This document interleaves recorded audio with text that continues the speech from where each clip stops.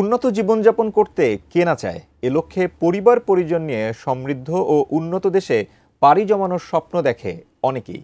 তাই কারো কারো পছন্দের দেশের তালিকায় থাকে মধ্যপ্রাচ্যের সম্পদশালী ও নিরাপদ দেশ সংযুক্ত আরব আমিরাত। এবার বাংলাদেশিদের জন্য গোল্ডেন ভিসা চালু করতে যাচ্ছে দুবাই তথা সংযুক্ত আরব আমিরাত। কি বিশেষ সুবিধা থাকছে ওই গোল্ডেন ভিসাতে? বিস্তারিত জানাচ্ছেন জান্নাতুন নাহার জেরি।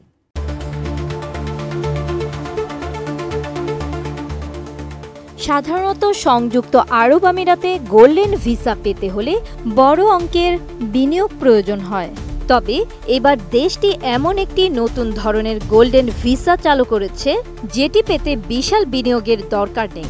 এই মনোনয়ন ভিত্তিক গোল্ডেন ভিসা বর্তমানে পরীক্ষামূলকভাবে ভারত ও বাংলাদেশের নাগরিকদের জন্য চালু করা হয়েছে। ভারতীয় সংবাদ মাধ্যম পিটিআই জানিয়েছে, আগে দুবাইয়ের গোল্ডেন ভিসা পেতে হলে অন্তত 2 মিলিয়ন দিরহাম বা বাংলাদেশি মুদ্রায় 6,৬৮ লাখ টাকার বেশি মূল্যের সম্পত্তি কেনা বাধ্যতামূলক ছিল। কিন্তু নতুন ব্যবস্থায় মনোনীত ব্যক্তি মাত্র 1 লাখ দিরহাম বা প্রায় 33 লাখ টাকা ফি প্রদান করলেই গোল্ডেন ভিসার জন্য আবেদন করতে পারবেন।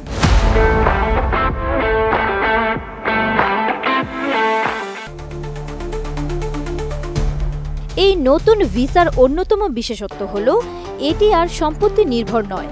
আগের নিয়মে যদি সংশ্লিষ্ট সম্পত্তি বিক্রি হয়ে যেত বা ভাগ হয়ে যেত তাহলে ভিসাটিও বাতিল হয়ে যেত।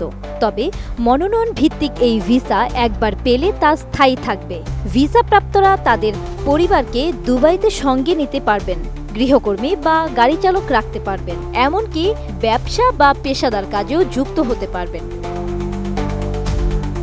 এই ভিসা কার্যক্রমের দায়িত্ব পেয়েছে রাত গ্রুপ নামে একটি কনসালটেন্সি প্রতিষ্ঠান। সংস্থাটির ব্যবস্থাপনা পরিচালক রাত কামাল আইয়ুব জানান, ভারত ও বাংলাদেশের নাগরিকদের জন্য এটি একটি সুবর্ণ সুযোগ।